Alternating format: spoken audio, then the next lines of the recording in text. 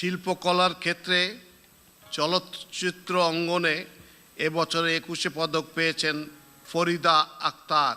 খুব বোঝা যাচ্ছে না বোধহয়, ওরফে ববিতা। চলচ্চিত্র অঙ্গনে ববিতা প্রায় 300টিরও বেশি চলচ্চিত্রে অভিনয় করেছেন। ববিতা অভিনীত মুক্তিযুদ্ধ ভিত্তিক চলচ্চিত্রের মধ্যে অন্যতম অরুণোদয়ের অগ্নিসাক্ষী, আলোর মিছিল, আবার তোরা মানুষ, আন্তর্জাতিক স্বীকৃতিপ্রাপ্ত চলচ্চিত্র অশনি সংকেতের তিনি প্রধান অভিনেত্রী। তিনি প্রায় 70টিরও বেশি জাতীয় ও আন্তর্জাতিক পুরস্কারে ভূষিত হয়েছেন। তিনি জাতীয় চলচ্চিত্র পুরস্কারে মোট 4বার শ্রেষ্ঠ অভিনেত্রীর স্বীকৃতি লাভ করেছেন। অভিনয়ে গৌরবোজ্জ্বল অবদানের স্বীকৃতি স্বরূপ ফরিদা আক্তার ববিতাকে এবছরের 21 পদকে ভূষিত করা হলো। শিল্পকলা ক্ষেত্রে পদকপ্রাপ্ত ফরিদা আক্তার ববিতাকে মাননীয় প্রধান পণ্ডিতের নিকট হতে পদক গ্রহণ করার জন্য অনুরোধ জানাচ্ছি।